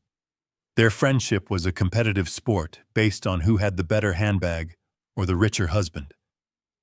When I called her and offered to buy her a new Cartier bracelet in exchange for access to Tiffany's close friends' story list, she did not hesitate. She screen-recorded everything and sent it to me within minutes. I tapped the video file. It was a vertical video, shaky and poorly lit. Tiffany was whispering into the camera, her face washed out and tear-streaked. She was using a filter that smoothed her skin even as she cried about being homeless. "Guys, please pray for us," she whispered. "We are safe for now, but his father is a monster. He took everything. We are hiding in this gross place just trying to survive." We do not know what to do. Behind her in the blurry background of the video, I saw a distinct pattern on the wallpaper. Faded yellow sailboats on a peeling blue background. It was specific. It was ugly. And it was identifiable. But it was the sound in the background that gave me the exact coordinates. Through the thin walls of the room on the video, I could hear the distinct announcement of a train station PA system. "Next stop, Waukegan." I looked at Tony. "They are in Waukegan," I said. "Near the metro station. Look for a motel with nautical wallpaper." Tony typed furiously into his laptop. 2 minutes later, he turned the screen toward me. "The Harbor Inn," he said. 1 star, 3 blocks from the station. Online reviews mention the smell of mildew and the sailboat wallpaper. Got them. We moved out. The drive to Waukegan took 40 minutes. 40 minutes of imagining my grandson in that room. 40 minutes of wondering if Preston had a gun. 40 minutes of preparing myself to make a deal with a woman who had sold her soul for likes. We parked the armored sedan a block away from the motel. It was a U-shaped building with paint peeling off the siding and a parking lot full of rusted cars. The air smelled of exhaust and desperation. I saw the stolen rental car Preston was driving parked askew in front of room 12. The curtains were drawn, but light leaked from the edges. Tony reached for the door handle. "We go in hard, sir," he said. "We kick the door, secure, the child subdue the father." "No," I said. "If we kick the door, Preston might panic. If he is holding Leo, he might use him as a shield. Or worse, he might try to hurt him to hurt me. We need to separate them. We need to open that door from the inside." I took out my phone again. I opened the file I had been saving for a rainy day. Phase 2 of my investigation had turned up more than just financial crimes. Robert Sanchez, my PI, had followed Tiffany to the gym for weeks. He had captured photos of her and her personal trainer, a man named Chad, who looked like he was carved out of protein powder and bad decisions. The photos were explicit. They were undeniable. They were taken in his car in the parking lot of the gym while Preston was at work pretending to be a director. I composed a text message to Tiffany. I attached the 3 most compromising photos. Then I wrote the offer. "Hello, Tiffany. I know you are in room 12. I know about Chad. I know everything. Right now you have 2 choices. Choice A. You stay in that room with a broke husband who is about to go to prison for kidnapping and fraud. When the police arrive, you will be arrested as an accomplice. You will go to jail with nothing. Or choice B. You open the door right now. You send Leo out to me. In exchange, I give you an envelope with $50,000 in cash. You walk away. You disappear. I never release these photos, and I never press charges against you. You have 2 minutes." I hit send. I watched the window of room 12. 1 minute passed. Nothing happened. The wind blew trash across the parking lot. My heart hammered against my ribs. Was she loyal? Was she afraid? Did she love her son more than money? 1 minute and 30 seconds. The curtain moved. Just a sliver. An eye peered out, scanning the parking lot. She was checking to see if the police were there. She saw only the dark shape of my sedan down the block. 1 minute and 45 seconds. My phone buzzed. Cash first. I typed back. I typed, Leo first. 10 seconds later, the door cracked open. I signaled Tony. He stepped out of the car, moving silently into the shadows near the room. He held a thick manila envelope in one hand.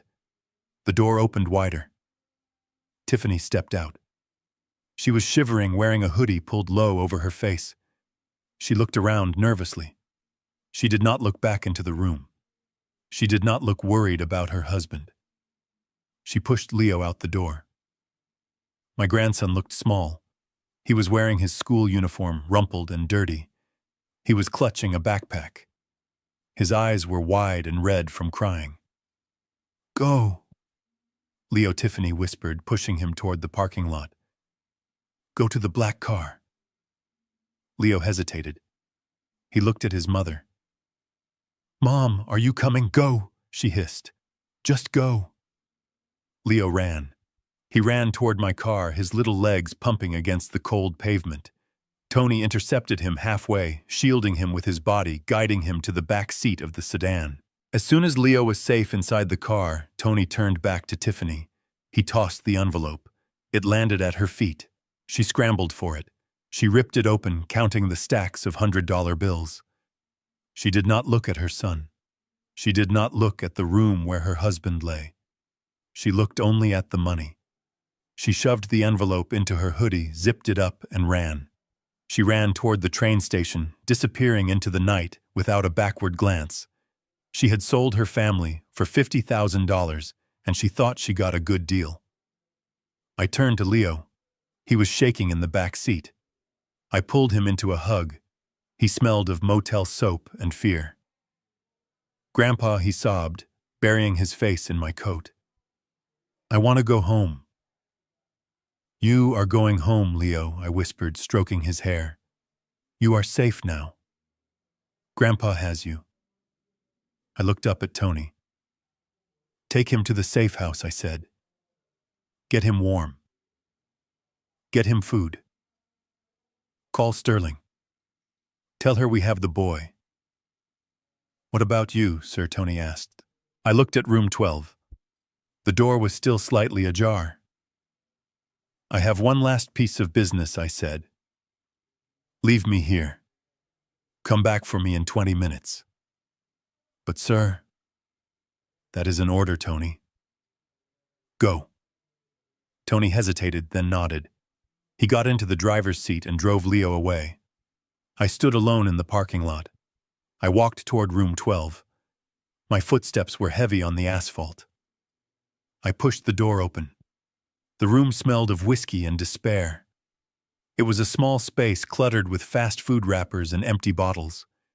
The TV was on muted, casting a blue flickering light over the wreckage. Preston was lying on the bed. He was fully clothed, still wearing the suit he had been fired in. He was passed out face down, one arm hanging off the mattress, his fingers brushing the carpet. An empty bottle of cheap scotch lay on the floor beside him. He had drunk himself into oblivion to escape the reality of what he had done.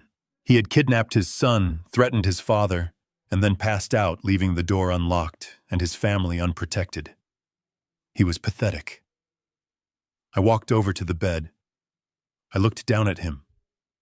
This was my legacy. This was the man I had raised. A man who crumbled at the first sign of adversity.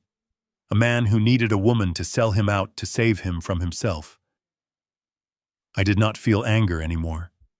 I felt nothing. The cord was cut. I reached into my pocket. I pulled out the document I had bought from Varkov. The promissory note. The debt. I folded it neatly. I reached into my other pocket and pulled out a small tube of superglue I had bought at a gas station on the way over. I put a dab of glue on the back of the document. I leaned down. I brushed the hair off Preston's forehead. He groaned but did not wake. I pressed the paper onto his forehead. Right in the center. It stuck. It was the notice of debt assignment. The legal document stating that Bernard Kowalski was now the sole holder of his liabilities. I stepped back. He looked like a corpse tagged in a morgue. I took a piece of hotel stationery from the desk and a pen. I wrote a short note. Your wife took $50,000 to leave you. Your son is safe with me. The police know about the kidnapping, but I told them I recovered him. You are not being charged tonight, because I do not want Leo to see his father in handcuffs on the news. But this debt is real, and I will collect. You have nothing left, Preston. No wife, no son, no house, no job, and now no father. I placed the note on the pillow next to his head. I looked around the room one last time. I saw his phone on the nightstand. I picked it up. I dropped it into the toilet bowl in the bathroom. He would wake up alone. He would wake up broke. He would wake up with a piece of paper glued to his face telling him that he was owned. I walked out of the room and closed the door. The latch clicked shut. I stood in the cold, waiting for Tony to return. The wind bit at my face, but I did not feel it. I felt lighter. I had lost a son, but I had saved a grandson. And as I watched the neon sign of the motel flicker and buzz, I knew that the real work was just beginning. I had to raise Leo. I had to undo the damage. I had to teach him what it meant to be a man, so he would never end up in a room like this with a price tag on his head. The black SUV turned the corner headlights, cutting through the dark. I buttoned my coat. It was time to go home. The blizzard hit Chicago 3 days after I recovered Leo. It was a whiteout, a wall of snow and ice that buried the city in silence. The wind howled off the lake, shaking the window panes of the Lake Forest mansion, like a giant hand trying to force its way in. I was sitting in the master bedroom, but I was not in bed. I was sitting in a high-back leather armchair in the corner of the room, facing the door. The only light came from the embers dying in the fireplace, casting long, flickering shadows across the floor. On the small table next to me sat a bottle of whiskey, 2 glasses, and the thick file folder I had bought from Varkov. Tony was standing in the shadows near the bathroom door. 2 of his men were positioned in the hallway, invisible in the dark. We were waiting. I knew he would come. Desperation follows a predictable trajectory. First comes denial, then panic, then bargaining. Preston had burned through all of those. Now he was in the final stage. Rage. He had lost his wife. He had lost his son. He had a piece of paper superglued to his forehead that told him he was owned property. He had no money for food, no money for shelter. The cold would drive him here. The entitlement would drive him here. He still believed deep down that this house was his birthright. He believed that if he could just get to me, if he could just scare me enough, I would sign it all back over. He thought he was the predator coming to finish off the wounded prey. He did not know he was walking into a slaughterhouse. At 2 in the morning I heard it, the sound of glass breaking downstairs. It was the kitchen window, the one near the back patio. It was the same point of entry he used when he was a teenager sneaking out to parties. He was repeating old patterns, expecting the same lack of consequences. I checked my watch. Right on time. I heard the crunch of snow and broken glass on the hardwood floor. I heard the heavy thud of boots. He was not trying to be quiet. He wanted me to hear him. He wanted me to be afraid. I picked up the glass of whiskey and took a sip. It burned pleasantly. I listened to my son moving through the house. He was breathing hard, loud, ragged gasps that echoed up the stairwell. He was likely drunk or high, or just high on adrenaline and hate. He was coming up the stairs now. Thump, thump, thump. I imagined what he looked like. The last time I saw him, he was passed out in a cheap motel. Now he would be freezing wet and manic. The footsteps reached the landing. They paused outside the bedroom door. I saw the handle turn slowly. It was locked.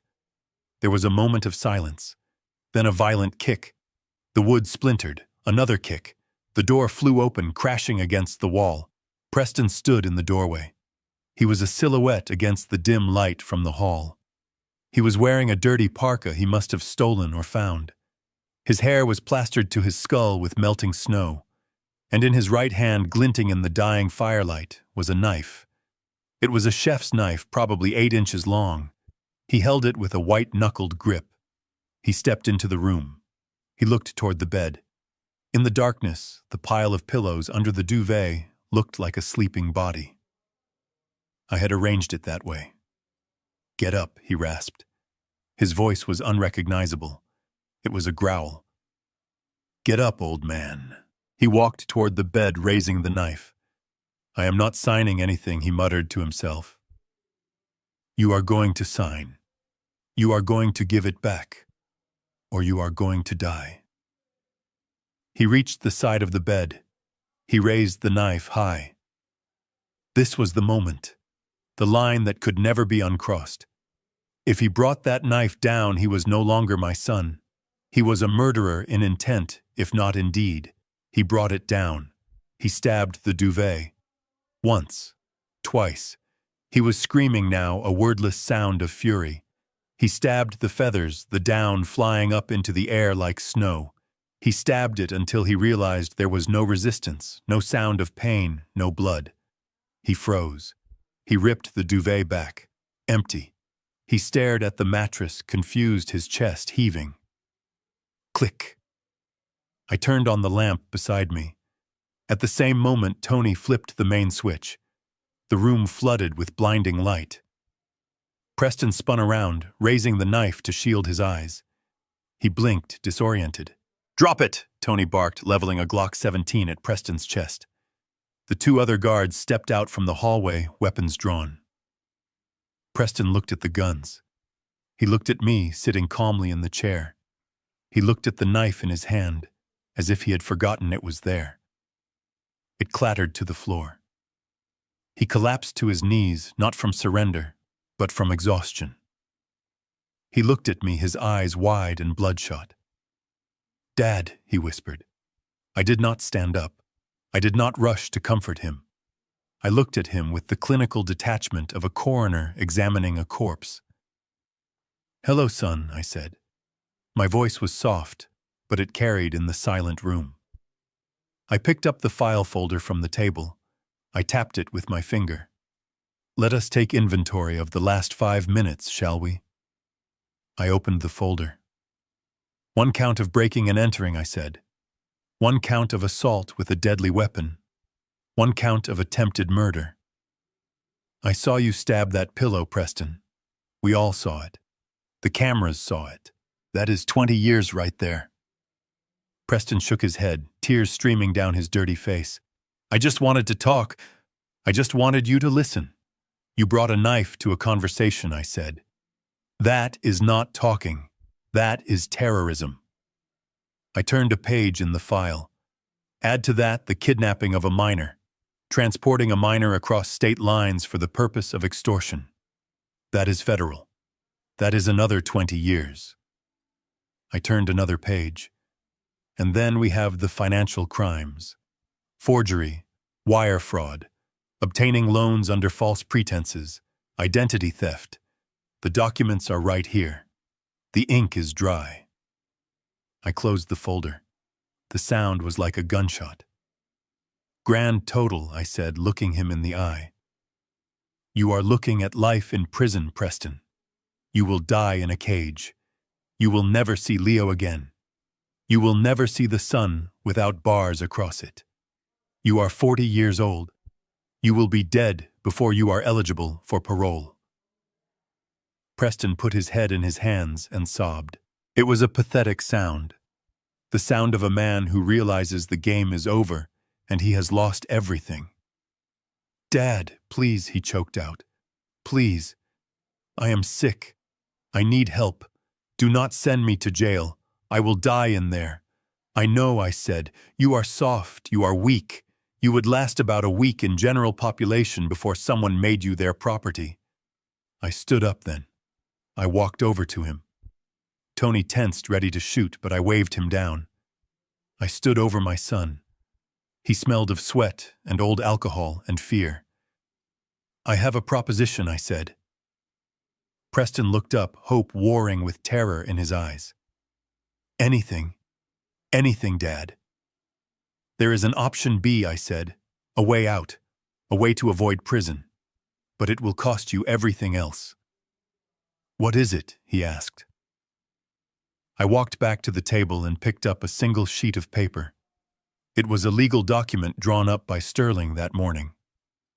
"You sign this," I said, holding it out. "What is it?" "It is a voluntary termination of parental rights," I said. "It grants me full permanent and irrevocable guardianship of Leo. It states that you are unfit, that you are a danger to the child, and that you surrender all legal claims to him. You will never see him again. You will never speak to him again. You will be a stranger to him." Preston recoiled. "No, I cannot. He is my son." "He was your son," I corrected him, "until you used him as a human shield, until you traumatized him to get money. You lost the right to be a father the moment you put him in that car. Sign it," I said, my voice hardening. "Or Tony calls the police right now, and Leo visits you through glass for the rest of his life." Preston looked at the paper. His hands were shaking so badly he could barely hold it. He looked at the knife on the floor. He looked at the guns. "Give me a pen," he whispered. I handed him a pen. He signed. He cried while he did it, dripping tears onto the paper, but he signed. "Good," I said, taking the paper back. "Now for the rest of the deal." I pointed to the door. "You are leaving Chicago, tonight, right now." "Where am I going?" he asked, wiping his nose. "Alaska," I said. "Alaska." "I have an old friend, a man named Boris. He runs a drilling operation on the North Slope. It is brutal work. 12 hours a day, 7 days a week. Freezing temperatures. Isolation. No internet. No phone. No escape." I picked up an envelope from the table. "Here is a one-way ticket to Anchorage. Here is $200 cash. That is all you get. Boris will meet you at the airport. You will work for him. Every dollar you earn will go to paying off the debt you owe me. He will keep enough for you to eat and sleep in a bunkhouse. The rest comes to me." Preston stared at the ticket. "You are sending me to a labor camp." "I am sending you to work," I said. "Real work. For the first time in your life. You are going to learn what money actually costs. You are going to learn what it feels like to earn a meal. And if I refuse, then I call the cops," I said simply. "And you go to prison. Alaska or Prison Preston. Those are your choices. The luxury life is over. The middle ground is gone. You are either a worker or a convict. Choose." He stood up slowly. He took the envelope. He looked small in the big room. "How long?" he asked. "Until the debt is paid," I said. $500,000 plus interest. At the rate Boris pays unskilled labor, that should take about 10 years. 10 years, he gasped. "If you work hard," I said. "If you survive." He looked at me one last time. There was no hate in his eyes anymore. Just a hollow acceptance. He realized finally that I was not bluffing. He realized that the father who used to bail him out was dead, killed by his own hand. "Goodbye, Preston," I said. He turned and walked out of the room. He did not look back. Tony signaled to 2 of the guards. "Escort him to O'Hare," Tony ordered. "Put him on the plane. Make sure it takes off." They followed him out. I heard the front door close. The sound echoed through the empty house. I was alone again. The fire had burned down to ash. The room was cold. I sat back down in the chair. I picked up the glass of whiskey. I took a long drink. It was done. The cancer was cut out. The wound would bleed for a while, but the patient would survive. I picked up the paper Preston had signed, the surrender of his son. I folded it carefully and put it in my breast pocket next to my heart.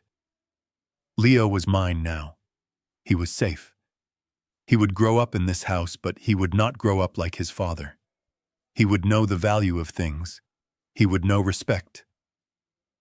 I looked at the knife still lying on the floor. I would leave it there for the cleaning crew. I did not want to touch it. I turned off the lamp. I sat in the darkness listening to the wind howl. Tomorrow I would have to explain to a 10-year-old boy why his father had gone away on a long trip. Tomorrow the hard work of rebuilding would begin. But for tonight, I would just sit here and breathe. I had vanished, and in doing so, I had become more real than I had ever been. My son said no one would miss me. He was right. Because the man he thought I was the pushover, the ATM, the ghost, never really existed. But the man sitting in this chair, the man who just saved his family by destroying it, that man was very real. And he was not going anywhere. The pen shook in his hand like a divining rod seeking water in a desert, but there was no water here, only ink and consequences. Preston looked at the document one last time. It was not a long document. Mrs. Sterling did not believe in wasting paper. It was a single page that legally severed the branch from the tree. It stated in clear, unfeeling legibility that Preston Kowalski voluntarily relinquished all parental rights and responsibilities regarding Leo Kowalski. It appointed me, Bernard Kowalski, as the sole legal guardian. It was a death certificate for a father who was still breathing. He looked at me, his eyes red and swollen. The arrogance that had defined him for 40 years was gone, scoured away by the terror of prison. He looked at the knife on the floor, then at the warm, safe room around him, and he realized that the only way to stay in the light was to walk into the cold. He signed. The scratching of the pen against the paper was the loudest sound in the world. He signed his name, the real one, not the forgery he had used to steal from me. He pushed the paper across the table, and then he put his head down on the wood and wept. It was not the crying of a victim, it was the crying of a man who had finally hit the bottom of the well and found it made of stone. I took the paper. I checked the signature. It was valid. I signaled to Tony, who stepped forward and witnessed it, stamping it with his notary seal. It was done. Leo was safe. Now for the rest of it, I said, folding the document into my pocket. I handed him the envelope containing the ticket and the contact information for Boris. You leave in 4 hours, I told him. You go to the airport. You get on that plane. You do not speak to anyone. You do not text anyone. Your phone is gone anyway. When you land in Anchorage, a man named Boris will be waiting for you at baggage claim. He is a Russian who owes me his life from a job we did in the 80s. He knows you are coming. He knows who you are, and more importantly, he knows who you are not. You are not a director. You are not a boss. You are a roustabout. Preston wiped his face with his sleeve. What if I run? He whispered. Alaska is a big place, I said. But Boris has a very small circle. If you run, you freeze. If you try to come back to Chicago, Tony will know before you cross state lines. And the deal is void. The police report is filed and you go to prison for the rest of your life. Do you understand? He nodded. I understand. Get up. He stood up.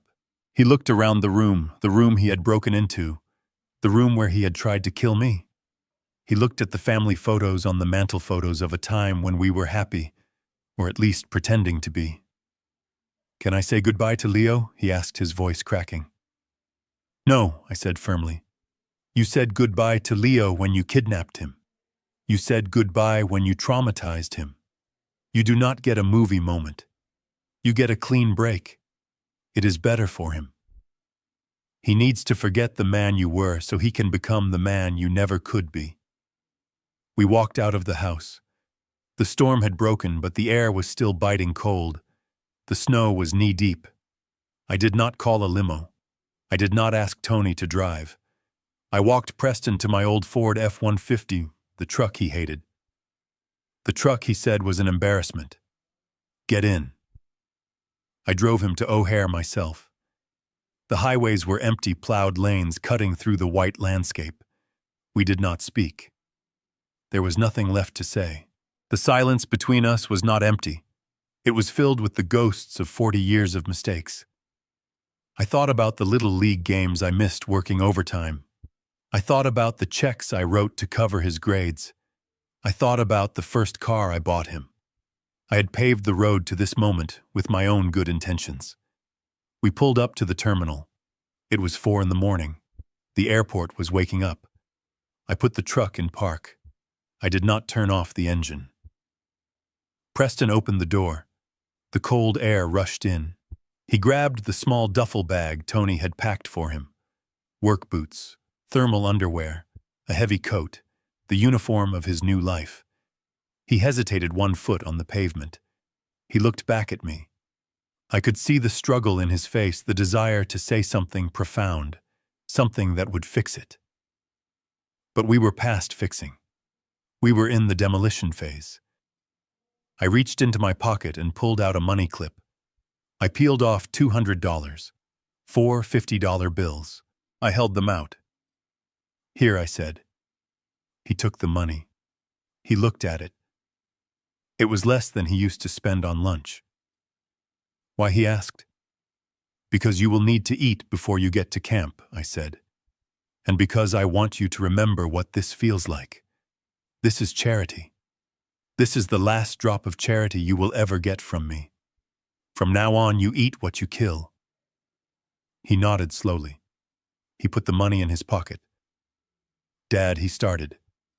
I cut him off. "Do not call me that. Not now. You lost that right. And Preston, listen to me closely. When you get there, do not tell anyone who you are. Do not tell them you are the son of Bernard Kowalski. Do not tell them you came from money. If you do, they will eat you alive. You are nobody. You are a man with a debt to pay. Become that man and maybe one day we can talk. But until then, you are a ghost." He looked at me for a long second. Then he stepped out of the truck. He closed the door. He walked toward the sliding glass doors of the terminal. He did not look back. He merged with the crowd of early morning travelers, and then he was gone.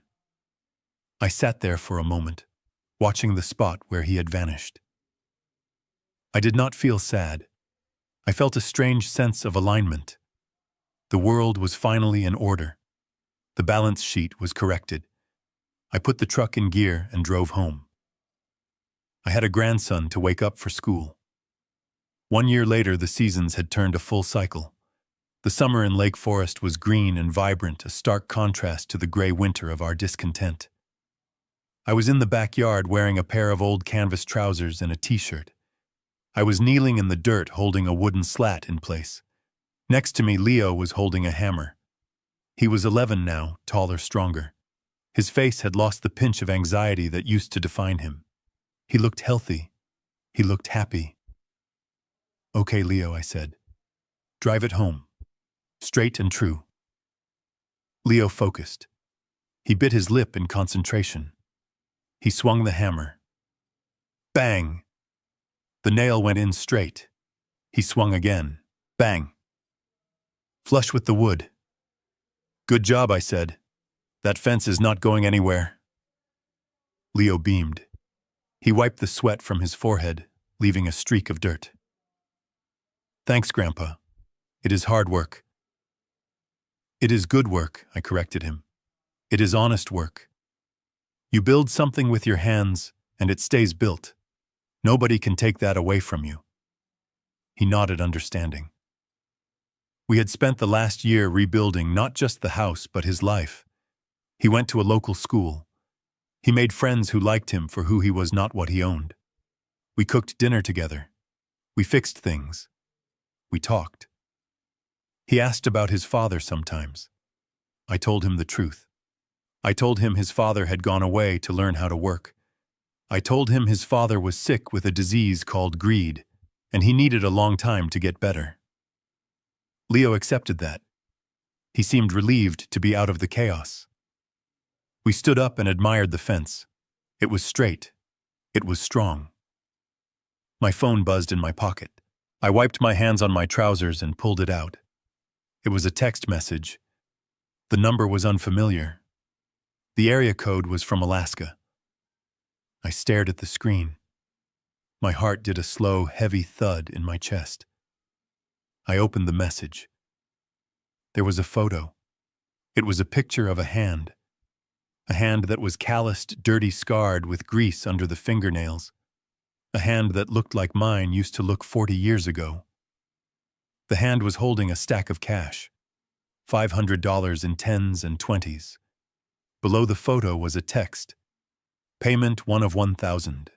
Sent to your account via Western Union. This is the first money I ever earned with my hands. It took me 2 weeks of overtime on the rig. My back hurts. My hands bleed. I sleep in a container, but I sleep. I am sending this not because I have to, but because I want to. I know I have a long way to go, but I am starting.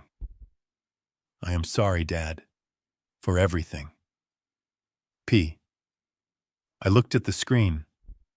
I looked at the dirty hand in the photo.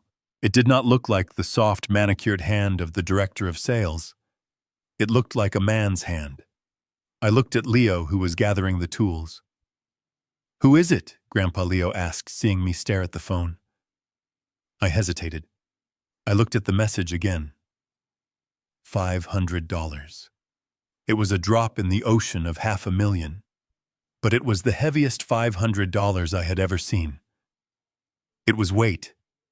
It was substance. My son had survived the winter. He had survived the labor. He had not run. He had not begged. He had worked. "It is just a friend, Leo," I said, smiling. "A friend who is finally learning how to build a fence." I put the phone back in my pocket. I kept the hand on the wallet inside, feeling the vibration of the message fading, but the warmth remaining. My son was right at that dinner table a year ago. If the old Bernard Kowalski, the enabler, the checkbook, the ghost had disappeared, no one would have missed him. He was useless. But that man was dead. He died the night I walked out into the snow. The man who remained the man, standing in the garden with dirt on his knees, and a grandson who loved him.